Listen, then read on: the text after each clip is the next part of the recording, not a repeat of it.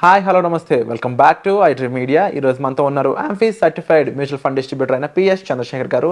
ముఖ్యంగా ఈరోజు మనకి తక్కువ డబ్బులతోనే 100 కోట్ల రూపాయల కార్పస్ని బిల్డ్ చేయడానికి ఎంత పాసిబిలిటీలు ఉన్నాయి అనేది చెప్పబోతున్నారు. అవి ఏంటో తెలుసుకుందాం.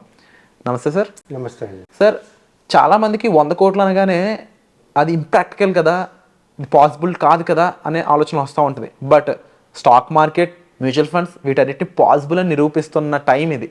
సో యాజ్ ఎ ఫండ్ డిస్ట్రిబ్యూటర్గా మీరు చెప్పండి, 100 కోట్లు తక్కువ టైంలో కుదరకపోయినా కనీసం తక్కువ డబ్బులతో చేయగలమా? ఎలా చేయగలం? విరాజ్ గారు, స్టాక్స్ గురించి అయితే నాకు తెలీదు. సో నేను దాని గురించి ఏం మాట్లాడను. మ్యూచువల్ ఫండ్స్లో అయితే చేయొచ్చు అండి. మ్యూచువల్ ఫండ్స్లో అయితే పాసిబిలిటీ ఉంది. Happy news. పాసిబిలిటీ ఉంది.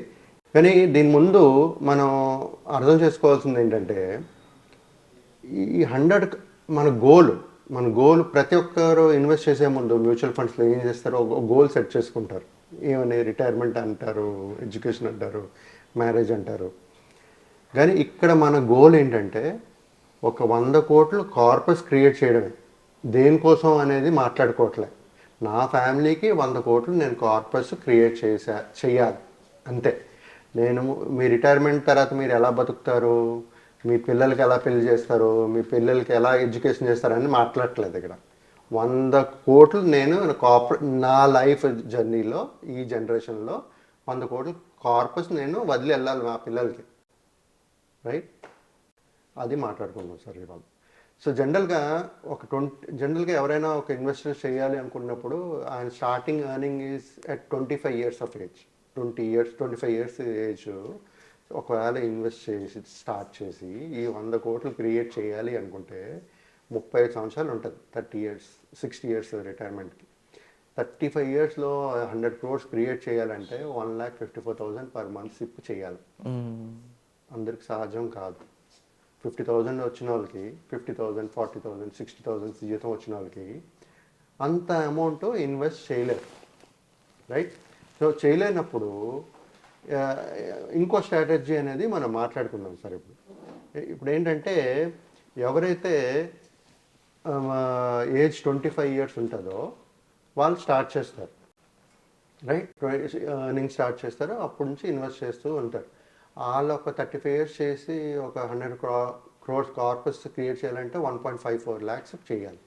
ఇప్పుడు అలా కాకుండా మనం మాట్లాడుకుందాం. మీకు మ్యారేజ్ అయింది, పిల్లలు లేరు. ఓకే, మీరు ఒక 25 years నుంచి స్టార్ట్ చేశారు. ఓకే, మీరు స్టార్ట్ చేస్తారు ఇన్వెస్ట్మెంట్స్. నేను చెప్పేది ఏంటంటే 7,800 rupees పర్ మంత్. చాలా తక్కువ కదా సార్. 7,800 rupees పర్ మంత్ మీరు 25 years ఎప్పుడైతే స్టార్ట్ చేస్తారో, యాజ్ అ ఫాదర్ స్టార్ట్ చేస్తారో ఎస్ఐపి స్టార్ట్ చేయండి. రైట్, 60 years వరకు చేయండి. మీకు క్యాపబిలిటీ ఉంటుంది కదా, అది చేస్తూ పోండి. మీరు ఎప్పుడైతే 60 years రీచ్ అవుతారో మీకు పెళ్ళి అయిపోయి ఉంటుంది, బాబా పాప ఉంటారు, 25 yearsకి వచ్చేసి ఉంటారు. They will start earning. Right, వాళ్ళని అదే దాంట్లో 7,800 కంటిన్యూ చేయమనండి సిప్. మీరు 60 తర్వాత కట్టలేరు కదా, రిటైర్మెంట్ అయిపోతారు, మేబీ కట్టలేకపోవచ్చు. సో మీ పిల్లలు ఎవరైతే పిల్లలు అదే ప్లాన్లో 7,800 కంటిన్యూ చేయమనండి. మీరైతే 35 years కట్టారు కదా, వాళ్ళని ఇంకో 25 years కట్టమనండి. రైట్, 60 years ఎప్పుడైతే కంప్లీట్ అవుతుందో మీకు 100 కోట్ల కార్పస్ అనేది క్రియేట్ అవుతుంది. అవుతుంది కదా, వెరీ సింపుల్ కదా. కానీ ఇక్కడ మనకి ఛాలెంజ్ ఏంటంటే ఒకటి ఫోకస్డ్గా ఉండాలి.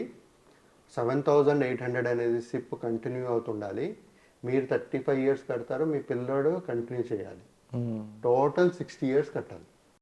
అది కన్సిస్టెన్సీ పోకుండా కట్టాలి. కడితే 100 కోట్ల కార్పస్ అనేది క్రియేట్ అయిపోతుంది. ఇప్పుడు స్టెప్ అప్ అవసరం లేదు, ఇందులో స్టెప్ అప్ అవసరం లేదు. ఇంకా అది చాలా మేజర్ 7,000 మీకు అదే మీకు ఒక 30,000 మిగిలింది అనుకోండి, మీరు ఇంకా ప్లాన్ చేసుకోవచ్చు. మీ రిటైర్మెంట్ వేరే పెట్టుకోవచ్చు, మీ పెళ్ళి ఎడ్యుకేషన్ వేరే పెట్టుకోవచ్చు, మ్యారేజ్ వేరే పెట్టుకోవచ్చు గోల్స్. ఇవాళ మన ఫోకస్ ఏంటంటే 100 కోట్లు కావాలి అంతే నాకు. అంతే. నా ఫోకస్ అంతే. Thumb rule. సో ఎవరైతే ఈ లక్షలు కోట్లు చూడలేదో వాళ్ళ ఫ్యామిలీ జనరేషన్స్ గురించి, లాస్ట్ జనరేషన్ బిఫోర్ జనరేషన్ చూడలేదో, వాళ్ళ ఫ్యూచర్ జనరేషన్కి ఇలాంటి కార్పస్ క్రియేట్ చేయాలనుకుంటే simple way of investing 7,800 rupees per month invest for 60,000. అది మీరు 25 ఇయర్స్ మీరు చేస్తారో లేకపోతే మీ పిల్లోడు చేస్తారో తెలియదు. ఎందుకంటే మీరు పేరెంట్గా ఉండేటప్పుడు పిల్లోడు లేనప్పుడే స్టార్ట్ చేయాలి మీరు. 35 ఇయర్స్ పిల్లోడు ఎప్పుడైతే ఎర్న్ చేస్తాడో అప్పుడు ఆయన కంటిన్యూ చేయాలి. Total investment tenure is 60 years.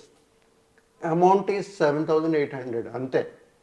వేసుకుంటే మీకు 100 crores కార్పొరేట్స్ అనేది క్రియేట్ అవుతుంది.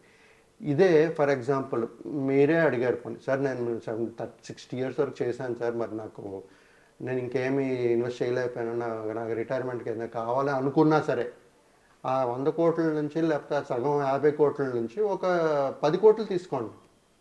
మీకు 60 తర్వాత ఖర్చులు ఎక్కువ ఉండవు. 10 కోట్లు తీసుకోండి లేకపోతే 5 కోట్లు తీసుకోండి. దాని నుంచి SWP పెట్టుకోండి. మీకు మంత్లీ ఇన్కమ్ వస్తుంది, మీ survival will go on, right? So మిగతా అమౌంట్ని లెట్ ఇట్ గ్రో. ఒక్క 60 ఇయర్స్ చేసాం సార్, ఇదే స్ట్రాటజీ నెక్స్ట్ జనరేషన్ ఫాలో అయ్యారనుకోండి, ఒక 2-3 జనరేషన్స్ ఫాలో అయ్యారనుకోండి, where will 100 corporates go? Compounding 100 crore నుంచి 2, 3, 400, 500 crore వెళ్ళిపోతుంది. మీకు ఊహించలేరు. Very simple planning, but discipline, consistency is must. And ముఖ్యంగా sir as a mutual fund డిస్ట్రిబ్యూటర్గా సెల్ఫ్గా ఇన్వెస్ట్ చేసుకోవడం, డైరెక్ట్గా ఇన్వెస్ట్ చేసుకోవడం వల్ల ఇదైతే జరుగుద్దని నేను అనుకోవట్లేదు. ఎందుకంటే ఎక్కడో చోట ఒక అమౌంట్ 1,00,000, 2 లక్షలు అవ్వగానే కొంచెం వేరే అవసరాలు కనిపించేస్తాయి. బట్ మీలా డిస్ట్రిబ్యూటర్కి ఇచ్చినట్లయితే, ఇండైరెక్ట్గా మీ ద్వారా ఇన్వెస్ట్ చేసినట్లయితే అది ఎంత అక్యురేట్గా జరుగుతుంది అంట? అదే సార్, ఇప్పుడు మేము ఉండేటప్పుడు ఏంటంటే మేము చెప్పగలుస్తాం ఇవన్నీ. ఈ స్ట్రాటజీ నాకు తెలిసి ఎవ్వరు ఆలోచించుంటారు. Definitely I'm sure nobody would have thought of it. కానీ ఈ కాలం పిల్లలు మనం కట్టింది కంటిన్యూ చేస్తారా లేదా అనేది చూసుకోవాలి. ఒకవేళ కంటిన్యూ చేయలేకపోయినా ఈయనే ఏదైనా చేయగలుగుతారా అనేది చూసుకోవాలి. బట్ ఆ 60 ఇయర్స్ అనేది పే చేసుకునేటట్టు ప్లాన్ చేసుకోవాలి. బట్ 100 crores అనేది కొంచెం మైండ్లో ఎక్కువ పెట్టుకున్నాం అంటే ఇట్ ఈస్ లైక్ ఇప్పుడు మ్యాజిక్ అని ఇప్పుడు నేను కూడా నా జీవితంలో 5 కోట్లు 10 కోట్లు చూడలే. అలాంటిది 100 కోట్లు అంటే మేము చేసిన తప్పులు మేము చెప్తేనే కదా మా ఈ రోజు నెక్స్ట్ జనరేషన్ వాళ్ళు. True sir. అండ్ తప్పకుండా ఇటువంటి ఎన్నో calculations and real possible situations and వీటికి సంబంధించిన మ్యూచువల్ ఫండ్స్లో ఉన్న మ్యాజిక్ ఫిగర్స్, వాటిని డీకోడ్ చేయడం, వాటి గురించి మీరు తెలుసుకోవడం, ఎటువంటి ఫండ్ అలాంటి అవుట్కమ్ ఇస్తుంది, ఎలాంటి ROI మీద మీకు అంత మనీ వస్తుంది, ఎంత టైంలో వస్తుంది, ఇవన్నీ తెలుసుకోవాలి.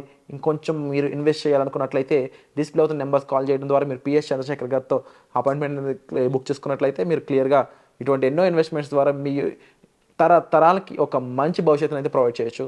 Wonderful information sir. Thank you so much. Thank you అండి. Thank you.